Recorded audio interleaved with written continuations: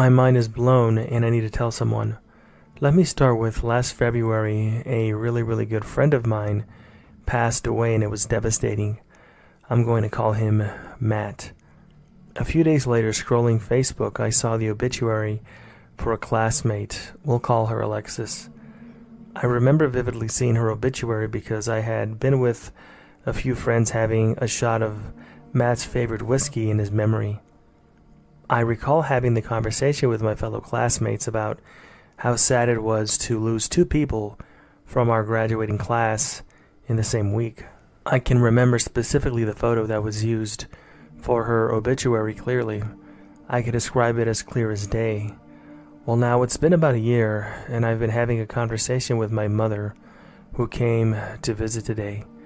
Somehow Alexis's mom was brought up in conversation since my mother had worked with Alexis's mom back when we were both kids. I mentioned to my mother how sad it was that Alexis had passed, and my mother was shocked because she never heard about the passing. After she went home, she was going to reach out to a mutual friend of Alexis's mother who had worked with them to let her know of the passing, but something struck my mother as odd, that this friend had no knowledge of this. So she looked up Alexis's brother on Facebook to see if there had been any posts since our families had been so close so many years back. This was before Alexis's family had moved out of the States. My mother reported back to me that Alexis and her family were all alive and well. Alexis had even posted 20 hours prior about a vacation they had just returned from. I was shocked because I remember saying a parting word with my classmates about her passing at the bar. I remember seeing all the Facebook posts from old classmates and friends mourning the loss. I have since scoured the internet looking for her obituary. I even went to her best friend's timeline on Facebook to see if I could find the post that I clearly remember her putting about this tragedy, but I found nothing. Everything is gone. There is no trace of evidence showing the passing of Alexis anywhere in the whole country when I remember it so clearly, as it happened shortly after Matt's death. And when I learned about it, I discussed it with other classmates during our outing in remembrance of Matt. I haven't reached out to any other classmates from the bar to see if they recall any of this because I'm not entirely sure it's appropriate, but I'm sitting on my couch having to ask myself if I imagined all of this, the posts, the obituaries, and the full-length conversations I had with other people around that time that she had supposedly passed, or if I've just experienced a glitch in the matrix. Now, of course, I'm happy to hear that my childhood friend and classmate is alive and well. However, I feel like my head is about to explode.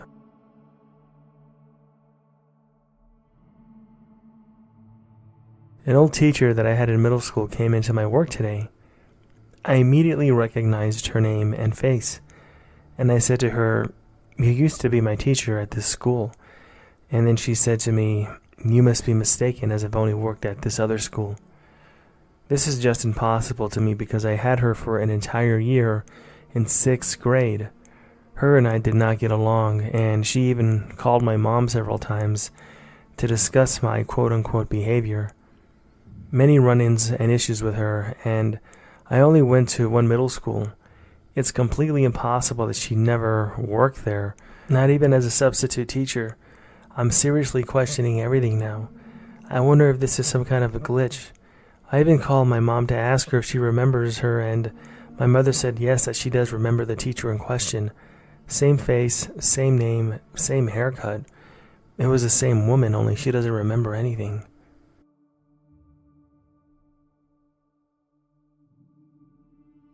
Let me preface this by saying there has always been creepy stuff happening around me, and I have several stories of my dad's old house, which myself and my siblings all agree is haunted as hell. I also had my dead best friend visit me twice, which was kind of freaky but nice at the same time.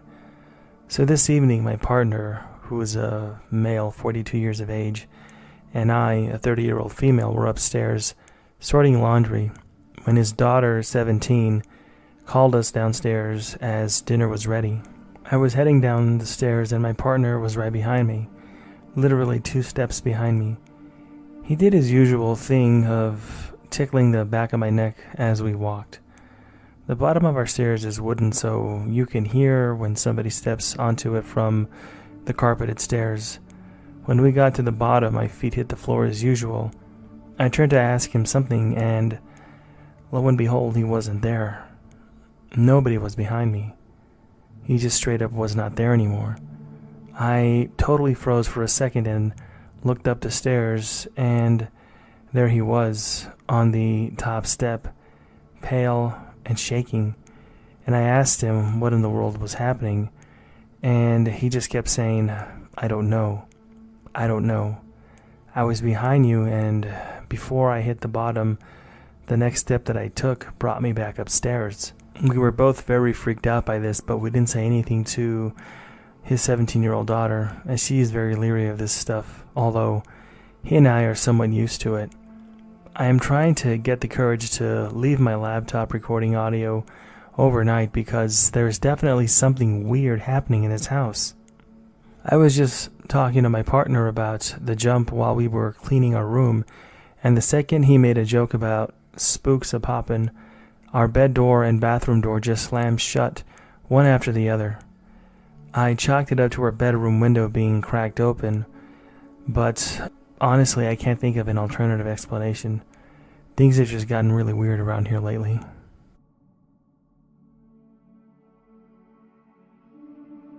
This is probably the most low-stakes, glitch-in-the-matrix thing to ever happen to anybody, but here goes. I still think that it's something weird and something worth mentioning that happened in my pizza box last night. I had a friend over to watch the Super Bowl, and we decided to order some pizza from Pizza Hut. We both got a large pizza for ourselves, 1 and 1, mostly because I'm a picky eater who always gets pepperoni. And when the pies arrived, the pizzas each had this seal on the Pizza Hut box, and it's something that Pizza Hut recently had introduced, and it's basically just a sticker that seals a box so you know that nobody has tampered with it. I open the seal on my pizza the same way that I always do, by running my finger along the seam to cut it open. Over the course of the game, we each ate half of our respective pizzas, and at the end of the night, I put my leftovers that I had in the refrigerator. Today I was too lazy to cook and immediately went to the pizza box from last night that I had in the fridge. I pulled it out of the fridge and was treated to a bizarre sight. The sticker was completely intact. I had ripped it open with my fingernail the night before and ate half the pizza, yet it was now back to denying entry to the box. I checked the sticker on both sides, and it was still fully intact. Rather than cut it open again, I worked the corner up and pulled the sticker off, and was treated to the ripping of the cardboard that you would expect. After it got off, there sat my half-eaten pizza, just as I had left it the night before. My only theory beyond somebody replacing my pizza with a freshly sealed one was that after I had sliced it, it had seemingly stuck back together, but on closer inspection, the sticker, the second time around when I checked in the morning, wasn't one solid piece. I honestly think that it would be nearly impossible for somebody to pull this kind of a prank off. And why do it with such a minor detail when there could be other ways somebody could prank me that would be more noticeable? Where would my friend who did this get an extra sticker from to put this on my pizza again, and why just do that? Why not do something more elaborate if this was some kind of a prank? The only explanation is that some mysterious force wanted to punish me for foregoing my diet during Super Bowl Sunday.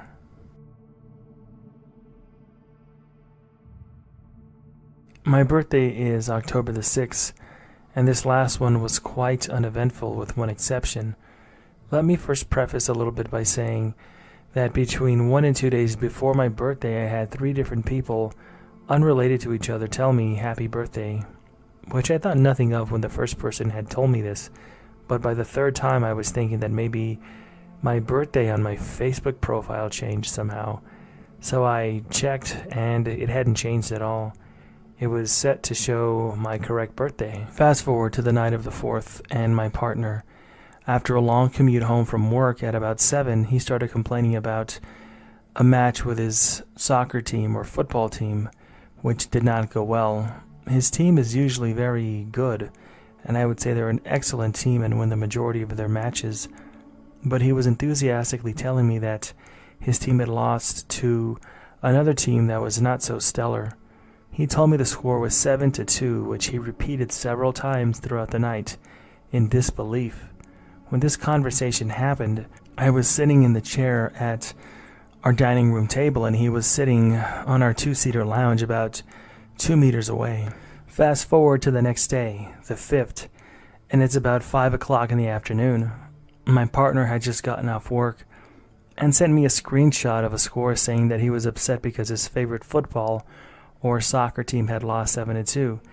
And I told him that, yeah, I recalled the conversation from the previous night, and I recalled him telling me about the loss and how he was upset about it, blah, blah, blah. And then he said something very strange that shocked me. He asked me a question, actually, and said, "What conversation?" And then he said, "I have no idea what you're talking about."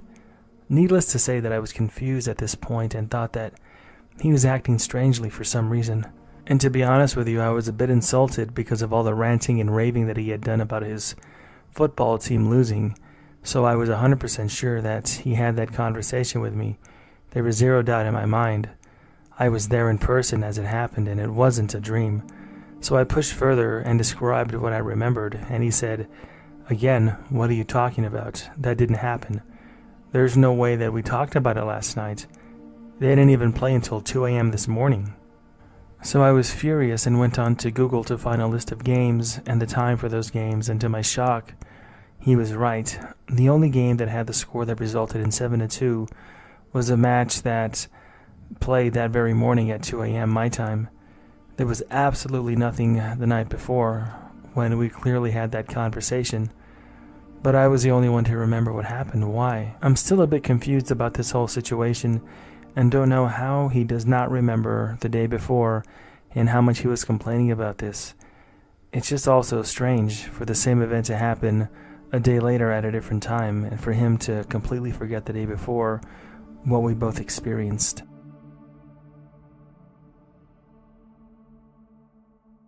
I was hyper-focused on a task, and my mind went into a sort of meditative state as I overheard a two-man conversation in Mandarin and understood what was being said, and I looked right as it was happening. It's happened to me a few times. I'm one of those people that gets quote-unquote in the zone, so to speak, when hyper-focusing on a project. Honestly, I think it's closer to a meditative state than anything. I have heard it being described as being in the flow by artists. When this happens, my thoughts usually lose coherence and take on an almost dreamlike state. I have ADHD, if that means anything. I get hyper-fixated on art projects and the like. Well, I've had a few times where I've been deep in the zone and I've heard clearly in my mind people conversating in what I assume to be Mandarin. Keep in mind I speak no more than the most basic of Mandarin phrases. I have never been particularly interested in learning Chinese. What I'm saying is I really don't think that I know more than I am aware of. I really don't speak the language at all, is what I'm saying. During the time I have heard Mandarin Chinese conversations during my meditative state, I don't understand the language at all, but I know exactly what they're saying, if that makes sense. But I am understanding all the words. The weirdest example that still makes me question if these incidents were actually more than my imagination was when I overheard two men having a conversation about a Chinese social media site for career advancement and networking, like a Chinese version of LinkedIn. The name of the site one man kept talking about was Dajie, pronounced DAH-JYEH, and how the other man should join it just like he did. I remember that word. It was the focus of their conversation. Well, when I was done with my project, I googled Dajie, and what I saw pretty much confirmed what I was thinking, or the messages that were put in my head by God knows what. I googled this word, Dajie.com, and it's a Chinese career and networking site, exactly as I heard in my mind. Of course, you can visit the site yourself, but it's not particularly informative if you can't speak or read Chinese, although I did use Google Translate to help me with most of my translations. I promise you that I have no prior interest in obscure Chinese networking websites that probably work best if you're on mainland China, and I understood their Mandarin or possibly Cantonese, who knows, and what they were talking about, but I have no ability to speak any variation of the Chinese language, but somehow I knew what was being said, and I can't explain it. It's happened a few more times when I've been intently hyper-focused, and I'm overhearing a private conversation. I also had a very vivid and auspicious dream about 11 years ago that my mother, who was alive at the time, died a year later, and came to me from beyond and told me that a meteor or an asteroid would strike Hungary in April of 2027. Based on my intuitive abilities, I have kept somewhat of an open mind about this,